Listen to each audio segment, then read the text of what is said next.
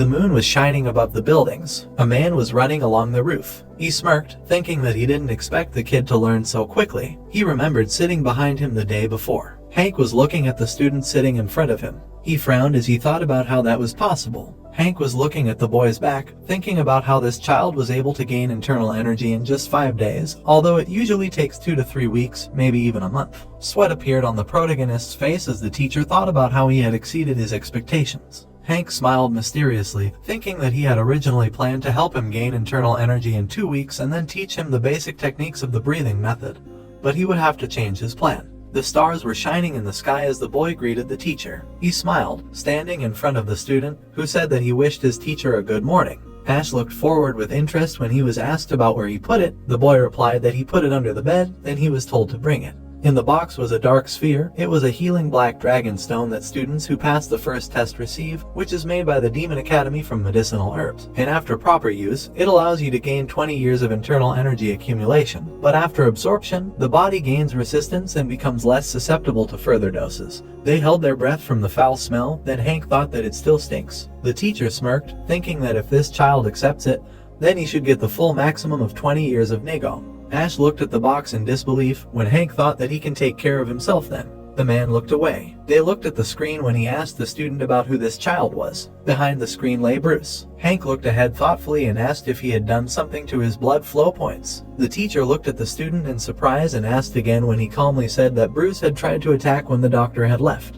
He imagined Steve bringing the cadet in when he explained that he had heard that they had started using real swords in training since yesterday, just 5 days after they had enrolled, and that he thought the guy had purposely let himself get hit to get closer to him. Hank crossed his arms over his chest and asked how dare he do such a thing in the infirmary of a demon academy, and that he didn't think he would be thrown out if he was discovered.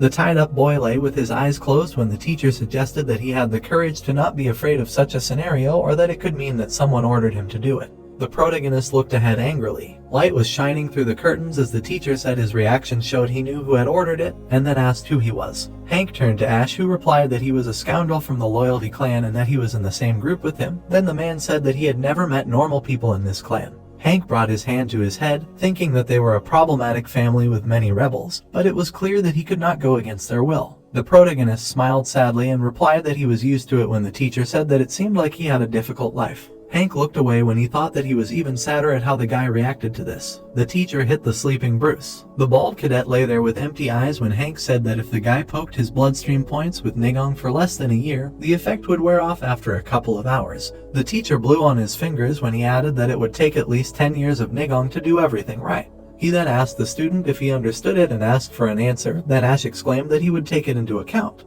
He took the dark ball from the box. The protagonist looked at the foul-smelling object and asked about the fact that he just needed to swallow it, when the teacher said that he could now use the black dragon stone. Hank, smiling, looked at the guy and answered that he needed to chew it and then swallow it, because this would increase the healing effect. Ash brought it to his open mouth, thinking about how disgusting it smelled and that he was sure that the dragon stone would taste bitter. Tears flowed from the protagonist's eyes when he felt how bitter and stinky it was, and assumed that he was going to vomit because the taste simply paralyzed his tongue. Ash covered his mouth with his hands when Hank said that if he swallowed it, then he should start using the breathing technique, to which the guy agreed. The teacher sat behind him and added that he would now help him better absorb the healing stone. He placed his hands on his back and suggested that he begin, and the student agreed and asked him to take care of him. Streams of energy began to appear around the boy. The man held his palm out in front of him when Nano said that a substance had been introduced into the body that supported vital energy and activity, and that this substance was reacting and increasing the flow that was present in the body. Sweat appeared on the boy's face when the nano machine asked him if he agreed to absorb the substance by accelerating his metabolism, and the boy replied that he did not understand what she wanted to say, but assumed that she wanted to help the absorption, and then agreed to accept the help.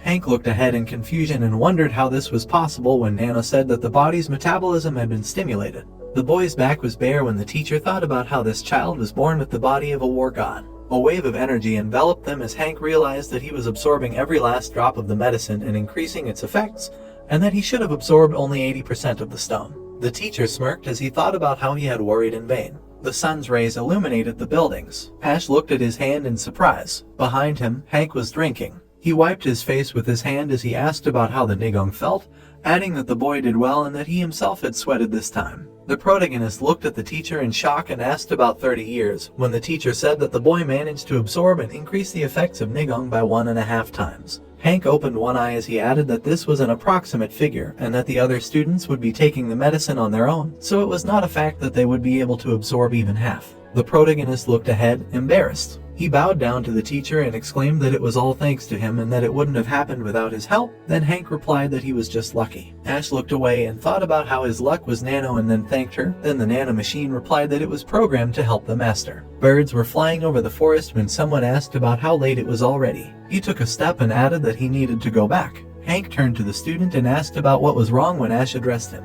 The teacher looked back seriously when the protagonist asked if he could teach him blade fighting skills starting tomorrow. The man smiled. He punched the guy in the chest and replied that of course he could. He added that the cadet would have little time, so he should prepare, to which the guy agreed. There were many dark silhouettes in front of the building. Behind Jack stood Simon, who said that the prince seemed to be in a good mood when he exclaimed that it was a beautiful morning. The guy looked back and said that it was thanks to him, so the cadet thanked him. Jack covered his smile with his fingers and suggested that now the scum must be suffering from broken limbs. The prince grinned predatorily and laughed, adding that he wanted the guy to crawl on the floor like a bug. Sweat poured down the protagonist's face when Jack said that his skin had goosebumps. So, friends, this chapter comes to an end. What will happen next? We'll uncover it in the next chapter. Don't forget to rate this chapter out of 10 in the comments. We'll see you in the next video. Until then, take care and goodbye. Don't forget to like the video and subscribe to the channel.